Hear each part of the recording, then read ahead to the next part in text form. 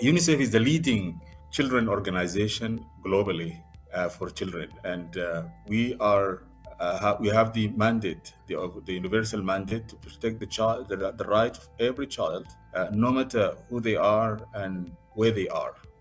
We are on the ground in 190 countries and territories, and work with government, with businesses, with civil society, with children, with young people, to ensure that every child survive and thrive. Every child have learn and acquire skills for the future. Every child is protected from violence, from abuse, from negligence, from all forms of harms, and that every child also have access to water, sanitation, hygiene, and also live in a sustainable climate and sustainable environment, as well as also to ensure that every child has access to social protection and every child is free from poverty.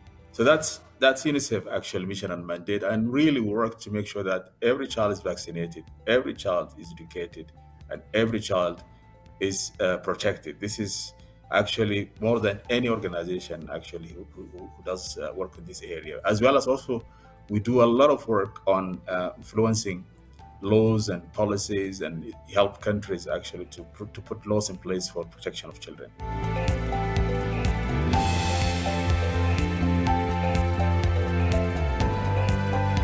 Gamers Without Borders is really very innovative actual initiative, and I'm very, very proud to say that we are now having this partnership with Gamers Without Borders for the 3 years now in a row. So since 2020, we have been a partner of the Gamers Without Borders, and I think the initiative itself very innovative, creative, and it helped actually to see that the online gaming can contribute to the good cause of children. It can contribute, as I was saying earlier, to saving lives of children in conflict situations, and also to changing the life of children, and to be able to reach every child everywhere, to give them that opportunity. So I'm really very proud of this partnership, and really would like to thank actually the Saudi Esport Federation for our excellent collaboration, but also to thank all the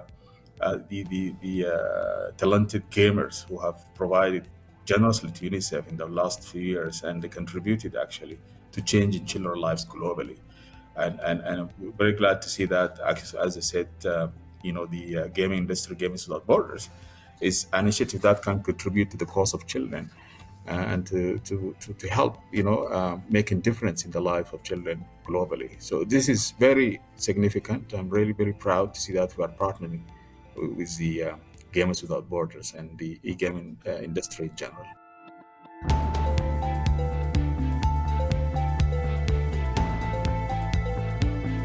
Absolutely. I think we're very much grateful for the donation that we received last year. As you said, 6.4 million. I think we're the organization which received the largest share of the donation, the 10 million. So we received 6.4 million. And that really contributed significantly to the work we're doing on the response to the COVID-19 and to help children and their families. And I can speak of some specific results achieved and that contribution. We managed actually to deliver close to 1 billion COVID-19 doses to 144 countries with this contribution. But also we managed to deliver the personal protection equipment to health workers and frontline workers, dealing with COVID-19 in 87 countries. At the same time, also we managed to scale up the oxygen treatment systems of 45 countries, but also provided rapid test facilities and equipment to 12 countries. Moreover, actually, more than that, we managed to actually to help children continue their learning through distance learning in many, many countries. So that was really a significant contribution, and it has contributed significantly actually to the supporting children, but supporting also those countries to deal with COVID-19, to reduce the infection, but at the same time to allow children to continue their learning, to continue their normal life. I think that was excellent, and we very much appreciate that excellent contribution that we have received in 2021.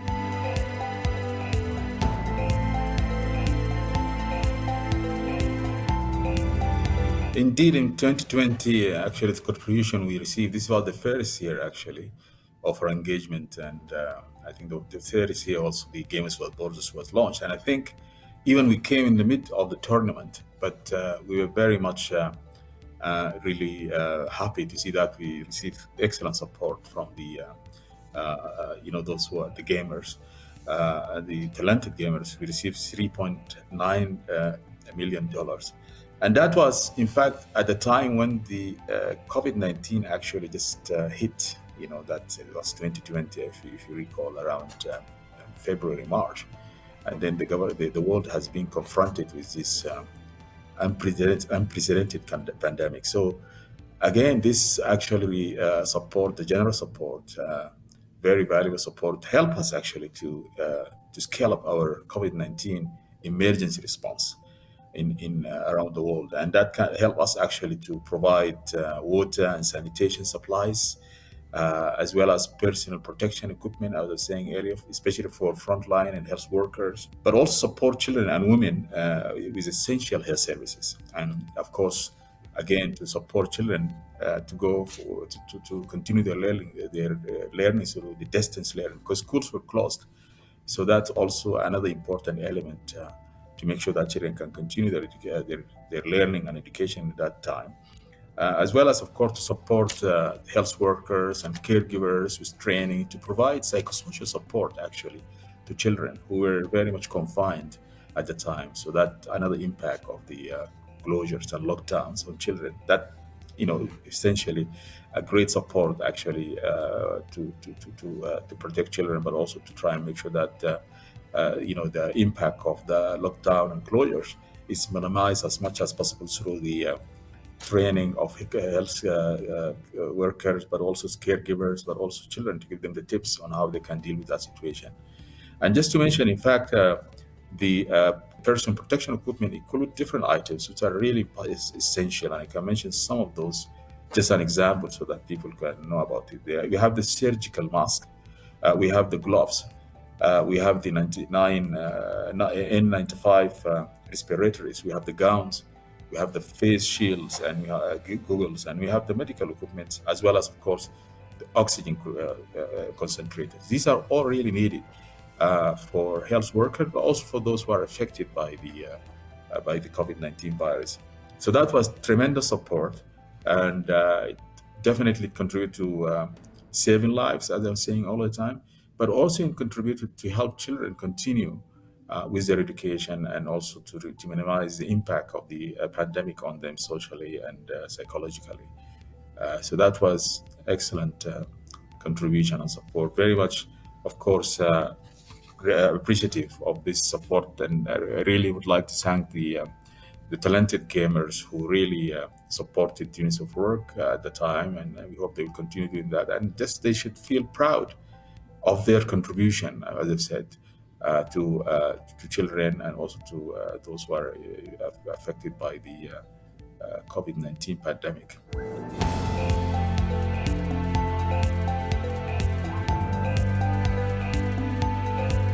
Well, Ukraine actually, unfortunately, is the latest, but not the only conflict situation that we are responding to. So it just came now recently, but there are many, many other unresolved conflicts around the planet that continue to kill and maim children, and continue to disrupt their education and deprive them from basics, health, and nutrition, and expose them actually to unspeakable mental traumas, as I was saying.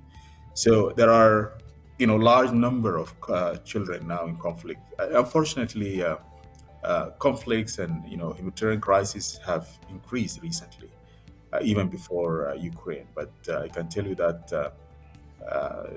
there are millions now of children. I think we're talking about 370 million children affected by conflicts. And then, if you can just mention a few countries, I mean, of course, Ukraine, the latest one, but then we have Afghanistan, we have Syria, we have Yemen, we have South Sudan, we have Central African Republic, we have in West Africa, of course, Burkina Faso, Cameroon, all those countries, Mali, Niger. There are a lot of children affected by situation. Even Nigeria, if you look at it, and northern Nigeria.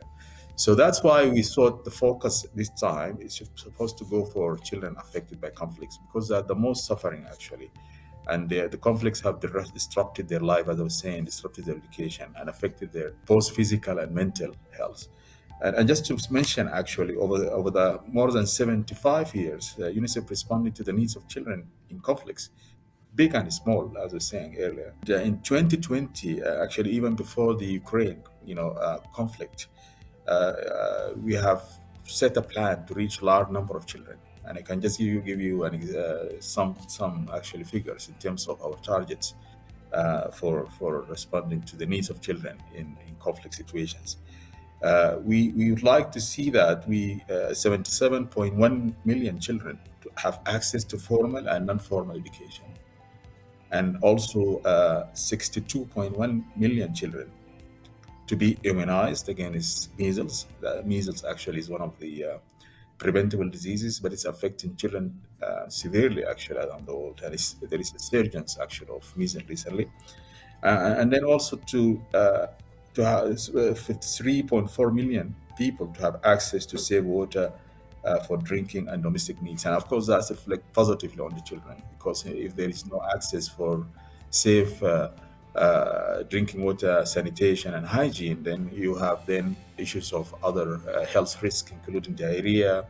So those elements are really critical for children and their families.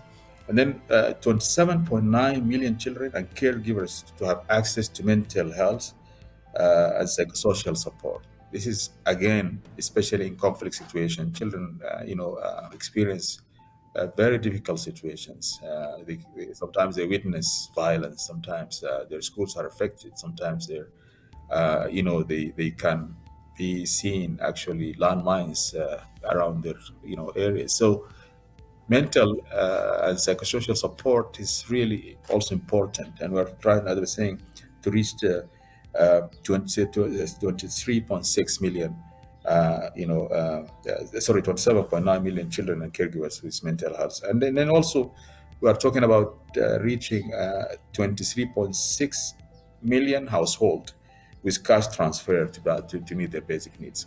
Cash transfer also now actually it seems to be one of the critical and important tools to help children and their families actually meet their basic needs in conflict situation. And we've been doing that. We have now been doing that in places like in Afghanistan and in Yemen, as well as in Syria. It seems to be very effective. And again, also to reach 7.2 million children with nutrition services, 7.2 million severely malnourished children who are at the risk of dying if they don't receive nutrition services, including therapeutic actually nutrition services. So that's hopefully our goal, and I'm hopefully that the talented gamers and the fans will support this cause, and they will contribute to this work in saving children's lives, but also in changing children's lives in this unfortunate conflict situations.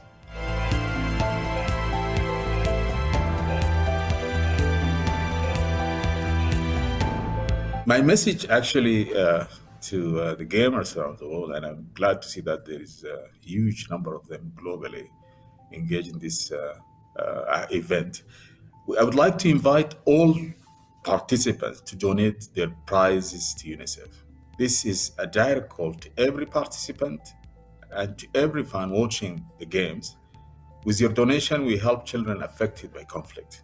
That amount of money will buy school bags, provide vaccine doses, deliver safe drinking water, treat severely malnourished children with therapeutic foods, and also provide them with psychosocial support. In a nutshell, that will really save lives and also change children's life in conflict situations. So I really ask them and to all the participants and those who are watching to support UNICEF, and the participants, of course, to donate to UNICEF to contribute to the cause of children. and to make a difference for children, especially, as I was saying, children living in conflict situation, children really very vulnerable, and they can really have a great impact.